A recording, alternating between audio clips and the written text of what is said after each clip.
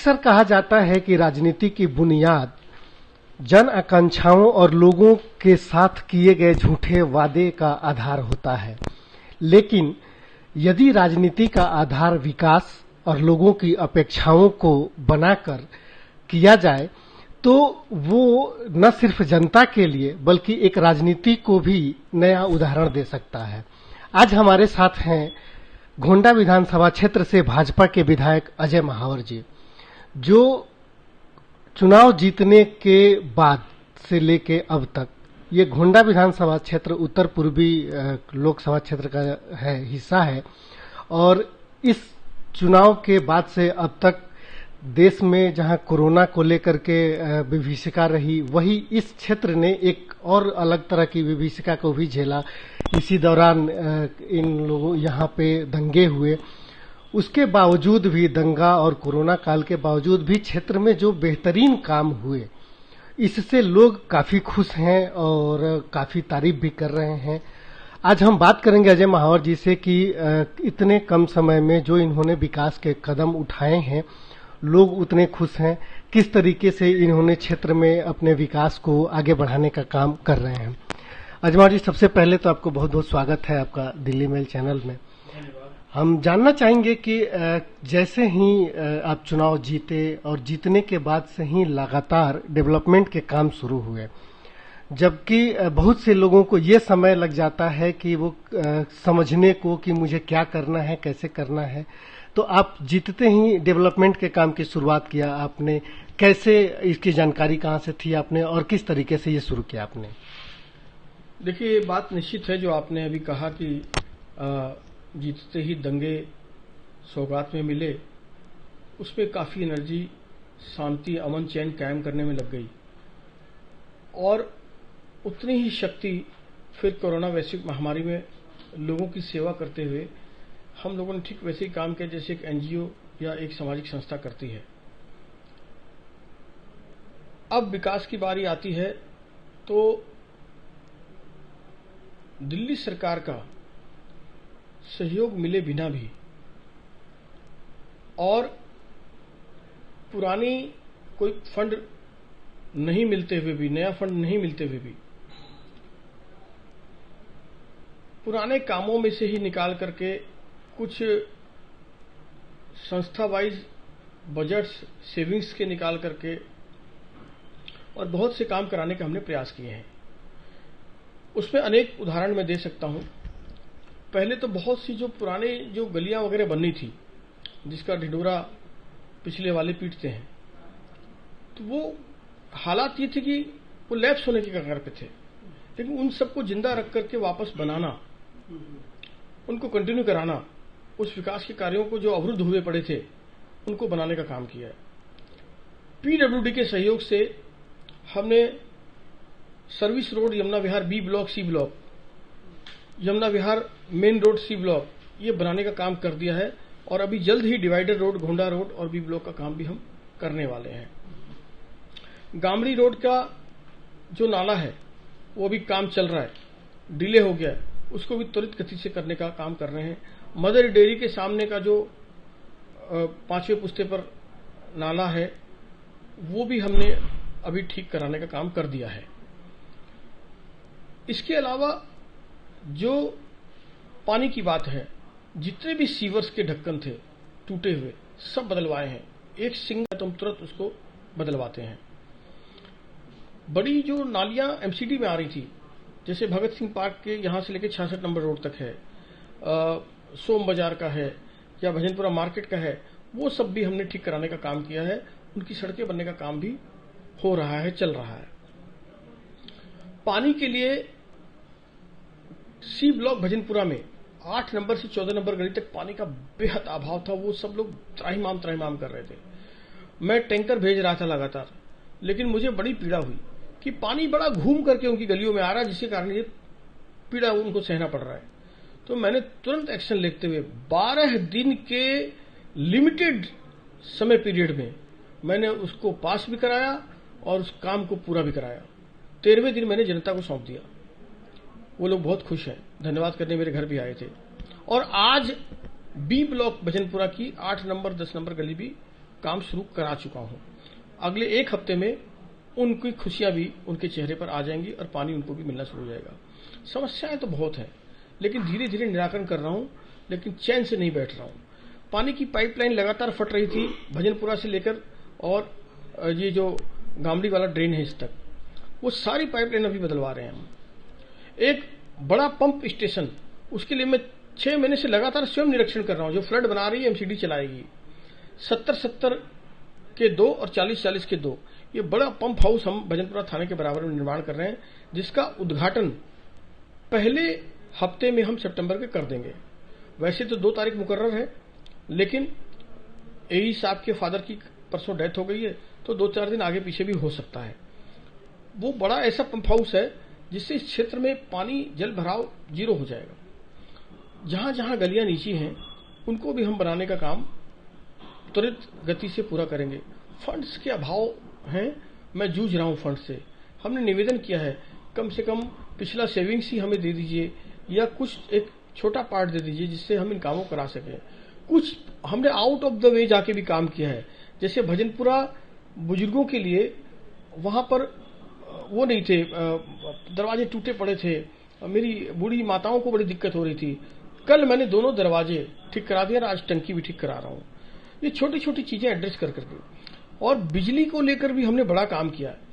हमने DT equipments के 2 नई लाइनें सीटू में और एक थाना भजनपुरा, डिस्पेंसरी भजनपुरा और अपना के ब्लॉक और होटल पहाड़ वाली गली, तो इन 5 जगह पे हमने किया है, जिसमें 2 नई लाइनें हैं। बाकी में हम 630 किलोवाट से 990 किलोवाट तक ले आए हैं।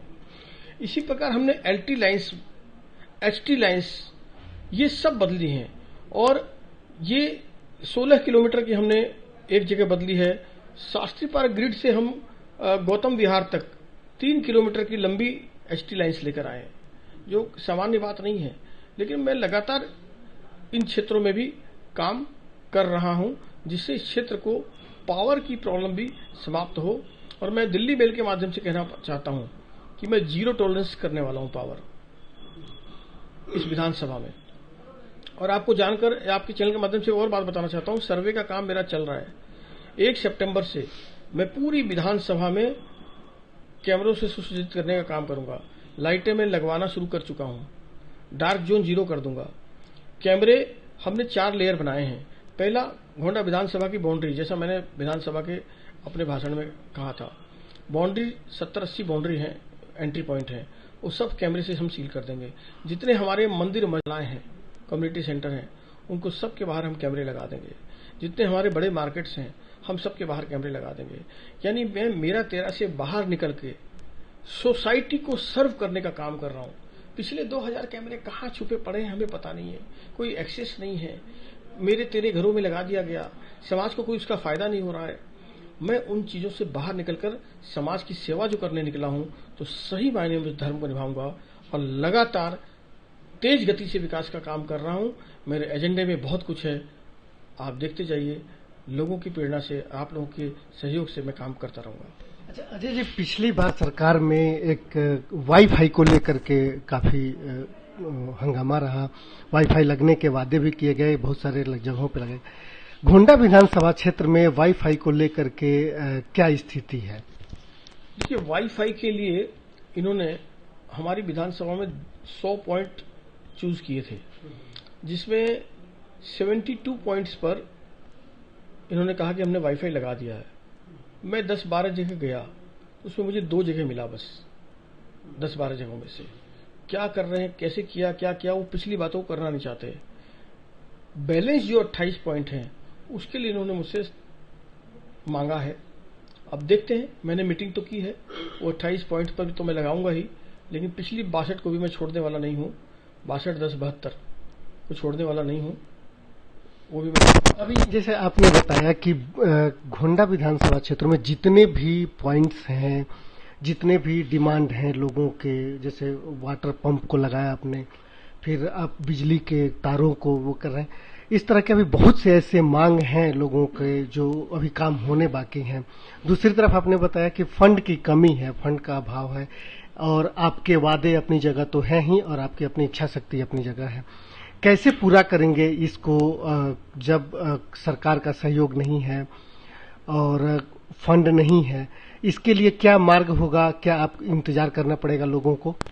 निश्चित रूप से मैं अपनी क्षेत्र की जनता को कहीं लेट डाउन होने नहीं दूंगा।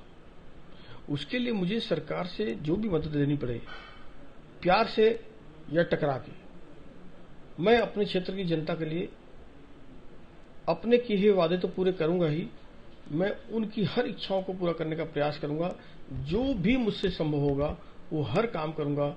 लेकिन मेरी जनता मेरे भगवान हैं और मैं इस घोंडा विधानसभा का भी सिर्फ पुजारी मात्र हूं, सेवा करने के लिए आया हूं और वो सेवा इसी भाव से करता रहूंगा। अच्छा, आपने अभी पीछे 1 महीने पहले एक कार्यक्रम के दौरान कहा था कि 2 साल के अंदर घोंडा विधानसभा क्षेत्र की समस्याओं को जीरो पे लेके आऊंगा।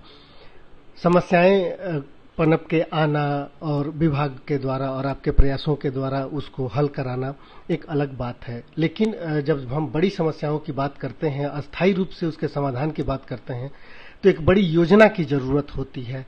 क्या आपके मन में ऐसी कोई योजना है? आपने ऐसे कुछ होमवर्क किए हैं जिसे लेकर के आप घोंडा विधानसभा क्षेत्र के जो मूल समस्याएं हैं उनको हल करा सकें, जो लंबे समय के लिए दूरगामी हो? निश्चित रूप से मैंने हालांकि पिछली बार जो कहा था वो ये कहा था कि बिजली और पानी पे मैं जीरो टॉलरेंस से करूंगा 2 साल में, और वो मैं करने ही वाला हूं। लेकिन इसके अलावा बहुत सारी चीजें हैं जो मेरी पाइपलाइन में है, मेरी सोच में है, मेरी जहन में है। सब चीजें मुझे लगता नहीं कि आज उजागर करूं, नहीं तो शायद उसमें बाधाएं। मैंने कहा था पार्कों का, लाइब्रेरी का, वो सब भी मेरे जहन में है। मेट्रो का काम शुरू हो गया, अभी हम मेट्रो के ऑफिसर्स के साथ एक विजिट कर चुके हैं, दूसरा विजिट अभी करने वाले हैं।